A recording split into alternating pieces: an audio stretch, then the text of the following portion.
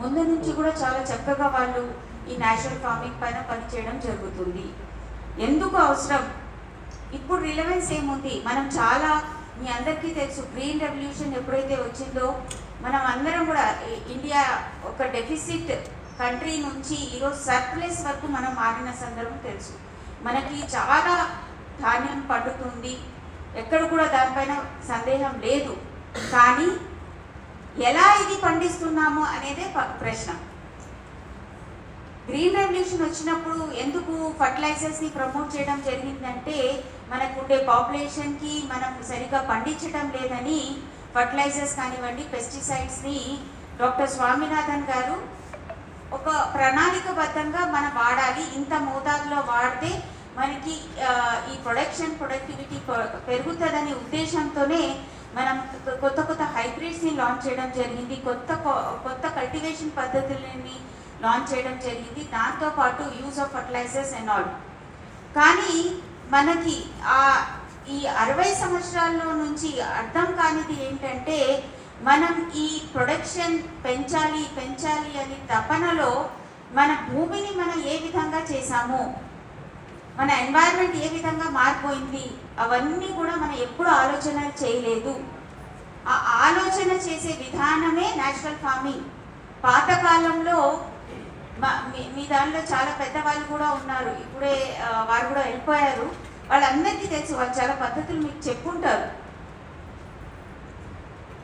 అప్పుడు ఇన్ని పెస్టిసైడ్లు వాడేవారు కాదు, ఇన్ని ఫర్టిలైజర్స్ వాడేవారు కాదు, ఎంత కావాల్సిన మోతాదులో వాడేవారు. కానీ క్రమేణా మనం అవన్నీ మర్చిపోయి ఓన్లీ అంటే ఇమీడియట్గా రిజల్ట్స్ చూపించే విధంగా ఏవైతే కెమికల్ ఫర్టిలైజర్స్ ఉన్నాయో, కెమికల్ పెస్టిసైడ్స్ ఉన్నాయో, ఆ దిశలో చాలా దూరం వెళ్ళిపోయాం. ఎంత దూరం వెళ్ళిపోయామంటే రీసెంట్గా మీరు చూసుంటారు, international institute of cancer research ఒక రీసెర్చ్ ఆర్టికల్ని విడుదల చేసింది. ఈ రీసెంట్ టైంలో ఇంక్రీజ్ ఇన్ క్యాన్సర్ కేసెస్ అనేది బికాస్ ఆఫ్ ఎక్సెసివ్ యూజ్. అంటే మన తినే పదార్థాల్లో ఎంతవరకు మనం వాడడం మొదలు పెట్టామంటే ఈవెన్ తల్లి పాలలో కూడా పెస్టిసైడ్స్ అండ్ ఫర్టిలైజర్స్ అనేది, ఆ కెమికల్స్ అనేది వస్తున్నాయి. అంటే మన భావితరాలు పుట్టిన బిడ్డ నుంచి మనం వాళ్ళకి పాయిజన్ ఇస్తున్నట్టు అది సందర్భం. మరి భావితరాలకి ఇలాగే మనం చేద్దామా? మన పైన బాధ్యత లేదా? ఉంది. ఆ బాధ్యత పరంగానే government of India with the support of all the state governments ఈ national mission for natural farming అనేది వాళ్ళు ఇంకా ఇప్పటికైనా మనం మేల్కోవాలి అనేదానికి. దీంతో పాటు నేను చెప్పిన ప్రకారం ఈ క్యాన్సర్ ఇంక్రీజ్ అవ్వడానికి, హెల్త్ డిటీరియరేట్, ఎంత తిన్నా బలం రాదు. ఇప్పుడు కూడా మీరు చాలామంది మన ఇంట్లో కూడా మనం అనుకుంటాం, మీకు తెలిసే కదా, అరే ముందు తింటే ఎంత చక్కగా ఉండేది, ఇంత కూర తిన్నా ఎంత టేస్ట్ ఉండేది అని అనుకుంటున్నామా లేదా? ఇప్పుడు ఎలా మారింది? ఎంత తిన్నా ఎంత అంటే మనకి ఎంత తిన్నా ఆ న్యూట్రిషన్ అనేది బాడీకి చేరట్లేదు. దాంతోపాటు మనం ఈ ఎన్వైరన్మెంట్ని, మన పర్యావరణాన్ని ఎంత డిటీరియరేట్ చేసామంటే ఇదే కొనసాగితే మాత్రం ఒక 10 సంవత్సరాల తర్వాత మనం ఏదైతే భూములు ఉన్నాయో, మన తెలంగాణ భూములు కానివ్వండి, ఇతర రాష్ట్రాల భూములు కానివ్వండి, దేనికి బంజరు భూముల్లాగా తయారవుతాయి. అంటే the soil will not react to anything. ఏమైనా ఏంటి, ఆ స్టేజ్కి వెళ్ళిపోయే పరిస్థితి ఈరోజు ఉంది. మనం ఏం చేస్తున్నాం? ఎక్సెసివ్ యూజ్ ఆఫ్, మనకి తెలియకుండానే మనం ఎలాగో పాయిజన్ని తింటున్నాం, బట్ దానివల్ల మనకి దోహదపడే మైక్రోబియల్ ఏదైతే there is a micro ecosystem, సాయిల్లో మైక్రో ఇకోసిస్టమ్ అనేది ఉంటుంది. అప్పుడు పేడ వేస్తే దానికి ఎందుకు వేయాలి అని మీ అందరికీ తెలుసు. అదంతా ఆర్గానిక్ కార్బన్ ఇంక్రీజ్ చేసి ఒక మంచి ఇలా భూమి ఇలా టచ్ చేస్తేనే మెత్తగా చాలా చక్కగా, మీరు కూడా ఇప్పుడు చూస్తారు కొన్ని పొలాల్లో వెళ్తే ఆ తేడా. ఇప్పుడు మీ పొలాలు అలాగే ఉంటాయి, న్యాచురల్ ఫార్మింగ్ పాటించే పొలాలు, అదేవిధంగా వేరే వాళ్ళ పొలాలకి చూడంగానే మనం డిఫరెన్స్ చేయొచ్చు.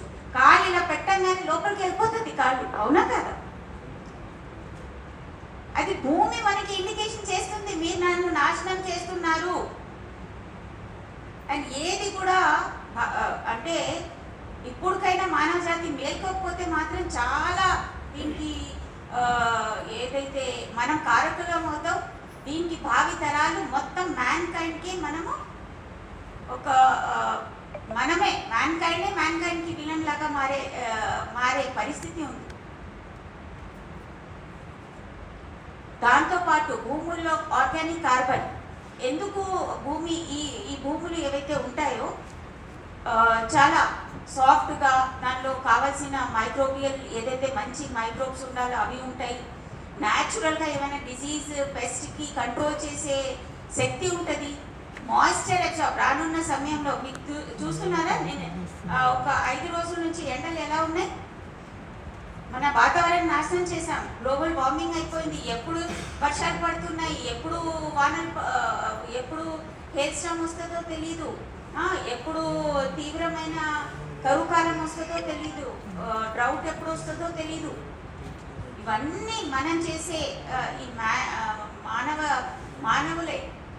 యానిమల్స్ ఎప్పుడు చేయరు, ఎందుకంటే పాపం వాళ్ళకి దేవుడిచ్చిన బుద్ధి వాళ్ళు దేనికి వాడాలో దానికి వాడుతున్నాం. మనమేమో అతి బుద్ధి వాడి మన వాతావరణాన్ని పాడు చేస్తున్నాం.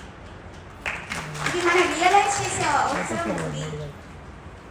Natural farming is a way to it. దీనికోసం ఆల్రెడీ వాటర్ రిటెన్షన్ కెపాసిటీ మీరు చూస్తే కొంతపాటి ఇరిగేషన్తోనే మన న్యాచురల్ ఫార్మింగ్ ఫీల్డ్లో మనం మంచిగా చెట్లు ఉంటాయి, ఫ్రెష్గా మనం చూడంగానే అవి చక్కగా కనిపిస్తాయి. అలా కాకుండా ఎక్సెసివ్ యూజ్ నేను ఫీల్డ్కి వెళ్ళేటప్పుడు చాలా గమనిస్తూ ఉంటాను. I'm big fan of natural farming farmers చెప్పాలంటే. ఎందుకంటే ప్రొడక్షన్ ఎంత ఇంపార్టెంటో ఆ ప్రొడక్షన్లో కూడా quality production is important. In the name of food we are serving poison which is a crime. దాని నుంచి బయటికి రావాలంటే మీలాంటి రైతులు మోటివేషన్, మీరే మోటివేటర్స్, మీరే అంబాసిడర్స్ న్యాచురల్ ఫార్మింగ్. ఎందుకంటే మీరు పాటిస్తున్నారు. మీలాగా ఇంకా కొంతమంది రైతుల్ని మోటివేట్ చేసే అవసరం ఉంది. నేను లాస్ట్ ఒక 15 days బ్యాక్ ఇక్కడ మన నల్గొండ జిల్లాకి వెళ్ళాము. అక్కడ దేవరకొండకి వెళ్ళాము. స్వీట్ ఆరెంజ్ ఫార్మర్స్ వచ్చారా? శ్రీనివాస్ యాదవ్ గారు వచ్చారు, పద్మారెడ్డి గారు కూడా వచ్చారు. Thank you. సో వెళ్ళినప్పుడు వాళ్ళు చెప్తున్నారు, వాళ్ళ ఆవేదన ఎంతంటే, మేడం నేను పాటించే పద్ధతులు బయో ఇనాకులమ్స్ కానివ్వండి, ఇవన్నీ నేను చెప్పి రైతులకి నేను ఎంతోమంది రైతులకి చెప్పాను. చీనీ రైతులు అందరు కూడా ఇలా అవుతుంది, మాకు పంట సరిగా రావట్లేదు. వాళ్ళ పొలంకి నేను అడుగు పెట్టారో లేదో ఆ చెట్లని చూసి మనకి తెలుస్తుంది వాళ్ళు న్యాచురల్ ఫార్మింగ్ చేస్తున్నారని. ఎంత చక్కగా, ఎంత గ్రీన్గా, ఒక్కొక్క చెట్టుకి 100 kgs ఉంటాయా? 130 కిలోల బత్తాయిలు కాసున్నాయి, మాషాల్లా. సో ఏంటంటే పంటలు అది కూడా ఒక ఇది ఉంది. అంటే న్యాచురల్ ఫార్మింగ్ పద్ధతులు ఫాలో అయితే మన దిగుమతి తగ్గిపోతుంది అనే దానికి ఇలాంటి రైతులు, మీలాంటి రైతులే అలా కాదు, మన పర్యావరణాన్ని, మన భూమిని కాపాడుకుంటూనే మనం మంచి పంట, హెల్దీ పంట, పెస్టిసైడ్ లేని పంట అండ్ పెస్టిసైడ్ రెసిడ్యూ లేని పంట పండించవచ్చు అని మీలాంటి రైతులే ఆదర్శం. సో దాన్ని కూడా we have proven wrong that పంట తగ్గుతుంది అని. చాలా ఫ్రెష్గా, చాలా మంచిగా వాళ్ళు పండించడం జరిగింది. అదేవిధంగా పద్మారెడ్డి గారు మనకి తెలిసిందే. అసలు అలాంటి రైతులు ఉంటారా అంటే ఆయన పొలంకి వెళ్ళిన తర్వాత నాకు తెలిసింది. అసలు ఇంత కూడా కెమికల్ వాడకుండా ఓన్లీ పేడ స్లర్రీని తయారు చేసి, ఆ స్లర్రీలు కూడా వాళ్ళ టెక్నాలజీ యూజ్ చేస్తున్నారంటే ఊరికే సరే ఎవడో చేస్తున్నారని మనం చేయడం కాదు, రోజు ఇవాల్వ్ చేస్తున్నారు ఆ టెక్నాలజీ. ఆ స్లర్రీతోనే వాళ్ళ పొలం అంతా మొత్తం వాళ్ళ 90 acres ఇంకా పొలం పోదామంటే నాకు నైట్ అయిపోయింది కాబట్టి నేను రిటర్న్ రావాల్సి. అదర్వైజ్